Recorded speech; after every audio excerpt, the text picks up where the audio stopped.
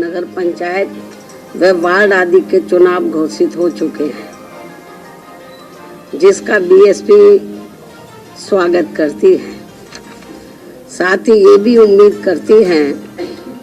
कि यूपी सरकार व नगर निकाय से संबंधित अधिकारी ये चुनाव पूरे तौर से फ्री एंड फेयर कराएं तथा नगर निगम का भी चुनाव ईवीएम से न करा के इसे भी सीधे तौर पर बैलेट पेपर से ही कराएं। ये भी हमारी सरकार से संबंधित अधिकारी से पुरजोर अपील है। इसके साथ साथ यहाँ मैं ये भी अवगत कराना चाहती हूँ कि हमारी पार्टी बीएसपी ने ये चुनाव पूरी तैयारी व दमदारी के साथ लड़ने का फैसला लिया है, ताकि प्रदेश में नगर निकाय स्तर पर सही लोग चुनकर जा सके। तभी फिर वे सर्व समाज में से विशेषकर गरीबों, मजदूरों, दलितों, आदिवासियों, पिछड़े वर्गों, मुस्लिम व अन्य धार्मिक अल्पसंख्यक समाज के लोगों के हितों का हर मामले में प्राथमिकता के आधार पर पूरा ध्यान रख सकते हैं, क्योंकि बीएसपी ही इन वर्गों के हितों के मामले में केवल एकमात्र ऐसा मंच व प्लेटफार्म है जो परम पूज्य बाबा साहब डॉक्टर भीमराव अंबेडकर की विचारधारा एवं मूवमेंट से जुड़कर इन वर्गों के हितों में पूरी ईमानदारी व निष्ठा से लगा हुआ है, जिसके लिए बीएसपी के जन्मदाता एवं संस्थापक मान्यवर श्री कांशीराम जी ने अपनी पूरी जिंदगी समर्पित की है, जिसे नज़रअंदाज नहीं किया जा सकता है। तथा मेरे नेतृत्व में ये पार्टी इन तमाम वर्गों के लोगों को अपने पैरों पर खड़ा करने के लिए बराबर संघर्षशील व कटिबद्ध भी है। हालांकि चुनाव के बारे में आप लोगों को ये मालूम है कि काफ़ी लंबे इंतजार के बाद अब यहाँ यूपी नगर निकाय चुनाव होने की तारीख घोषित हुई है, जिसके तहत जैसा कि मैंने आपको बताया कि जिसके तहत प्रदेश के सभी नगर निगम, पार्षद, नगर पालिका, नगर पंचायत व वार्ड आदि के चुनाव होने हैं, जिसमें लोग अपनी ज़रूरत व सुख सुविधा आदि के हिसाब से अपने क्षेत्र के विकास पर काफ़ी कुछ ध्यान दे सकते हैं, तथा जिसके लिए केंद्र व राज्य सरकार द्वारा संविधान में कानून के हिसाब से धन उपलब्ध कराए जाने का भी प्रावधान है। लेकिन यह खास ध्यान देने की बात ये भी है कि चुनाव में SC, ST, OBC व महिलाओं आदि के लिए जो आरक्षण की व्यवस्था की गई है, तो उससे इन वर्गों के लोग पूरे तौर से सहमत नहीं हैं, क्योंकि इस चुनाव में इन लोगों के लिए आरक्षण की जो भी सीटें आरक्षित की गई हैं, तो उसमें काफ़ी नियमों को ताक पर रख दिया गया है, जिससे जाहिर होता है कि यहाँ सत्ताधारी पार्टी बीजेपी इस चुनाव में हर स्तर पर अपना राजनीतिक स्वार्थ साधने में लगी है, ताकि इसका काफ़ी कुछ फायदा इसके बाद देश में होने वाले लोकसभा चुनाव में इस पार्टी को यहाँ मिल सके। लेकिन यहाँ खास ध्यान देने की बात ये भी है कि यहाँ के गरीबों के लिए विभिन्न कल्याणकारी योजनाएं तथा बेरोजगारी के इस दौर में दैनिक मजदूरी करके अपना पेट पालने की योजनाओं के धन में भी कटौती व भुगतान में देरी आदि करके जो यहाँ स्थानीय रोजगारों की दुर्दशा बना दी गई है, वह भी किसी से छिपा नहीं है। इसलिए ऐसी स्थिति को बेहतर बनाने के लिए यहाँ निकाय स्तर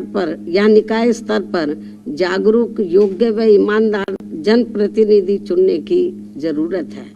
जिसमें खासकर गरीबों, दलितों, पिछड़ों एवं अन्य उपेक्षित वर्गों तथा अक़लियतों आदि को भी अपनी अहम भूमिका निभानी होगी, जिनके कुल मिलाकर वोट यहाँ काफ़ी ज़्यादा बन जाते हैं और इनको इस चुनाव में भी विरोधी पार्टियों के सभी साम दाम दंड भेद आदि हथकंडों से सावधानी बरतते हुए व खासकर सत्ताधारी पार्टी बीजेपी के किसी भी दबाव व लालच आदि में न आकर अपना वोट करना है। इसके साथ ही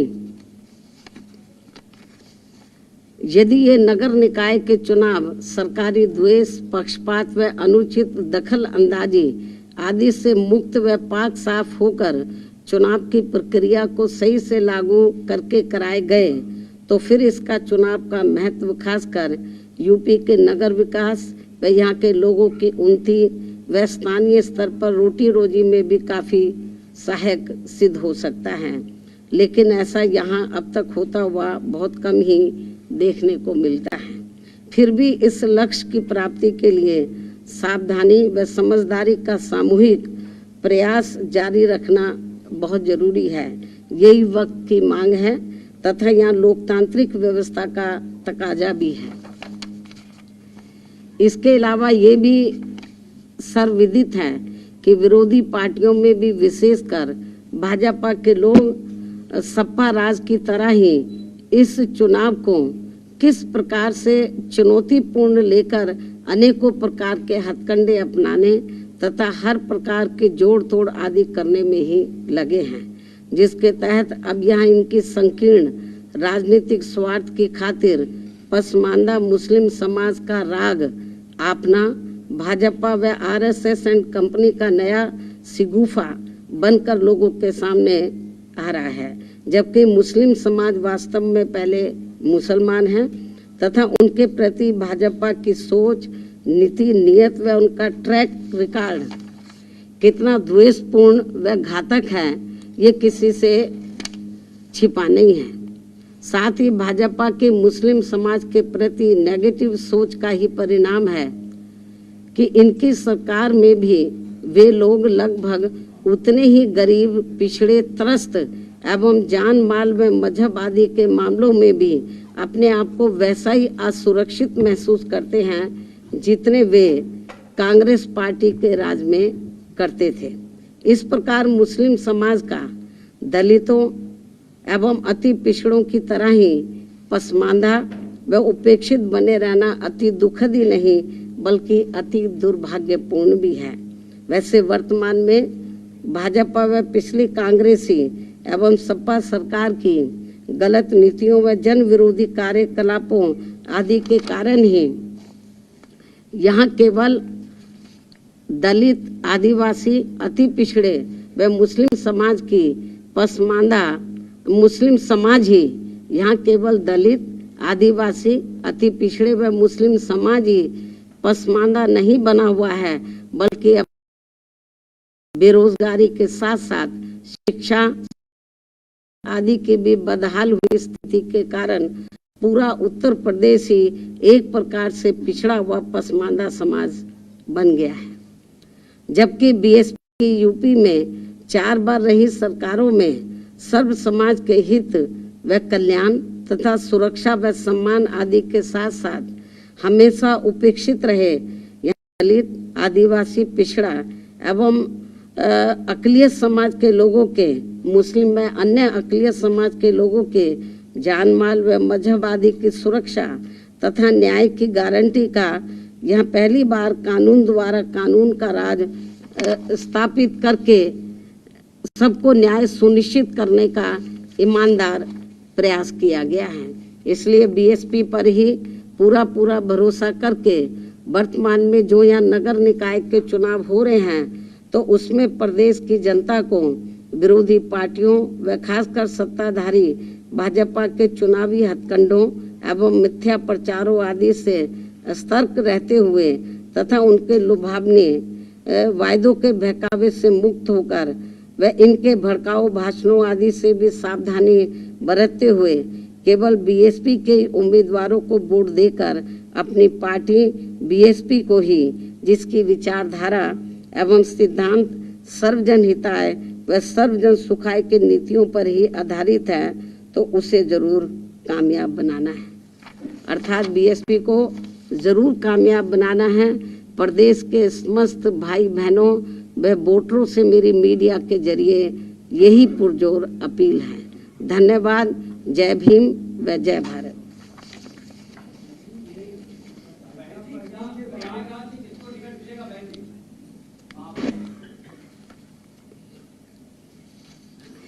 इस संबंध में आज मैं ये स्पष्ट कर देना चाहती हूँ कि प्रयागराज में पिछले दिनों श्री उमेश पाल की हुई हत्या को लेकर अभी तक मीडिया के जरिए जो भी तथ्य सामने आ रहे हैं या आए हैं, और इस हुई घटना में खासकर अतीक की पत्नी का नाम आते ही वह उसके फरार होने पर अब स्थिति बदल गई है। ऐसी स्थिति में अब हमारी पार्टी ना तो अतीक की पत्नी को और ना ही उनके परिवार के अन्य किसी भी सदस्य को वहां मेयर का टिकट देगी। इसके अलावा जहां तक अतीक की पत्नी को पार्टी में रखने व ना रखने का सवाल है, तो उनके पुलिस के गिरफ्त में आते ही जो भी इस केस को लेकर उनके बारे में तथ्य उभर कर सामने आएंगे, तो तब इसका भी जल्दी ही फैसला कर दिया जाएगा, क्योंकि हमारी पार्टी कानून से ऊपर नहीं है, अर्थात कानून का पूरा सम्मान भी करती है।